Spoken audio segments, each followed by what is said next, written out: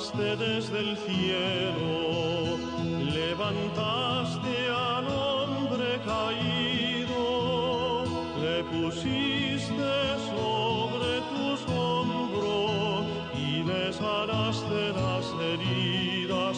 Tú eres, Señor, el buen samaritano.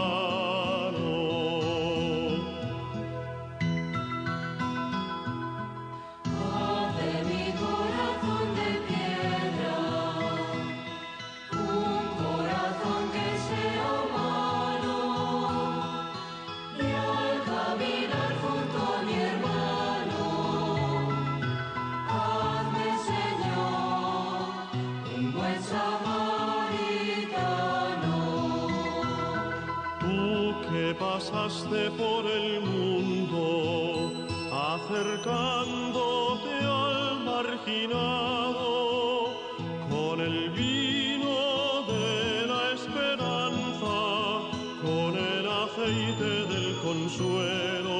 Tú eres, Señor, el buen samaritano.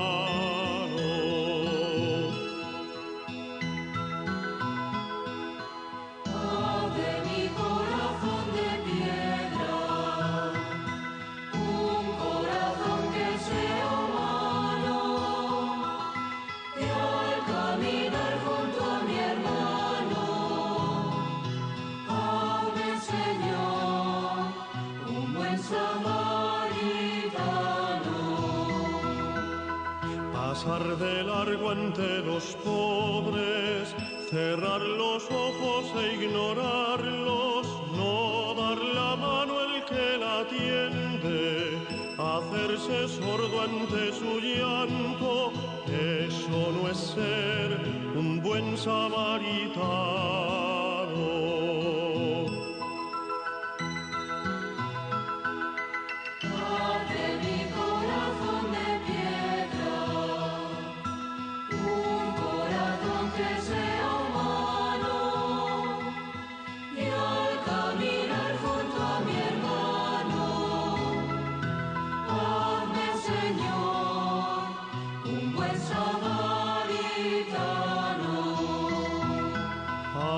Que levante a los caídos y que me acerque al marginado, que goce al curarte en los heridos y al descubrirte en mis hermanos. Hazme, Señor, un buen samaritano.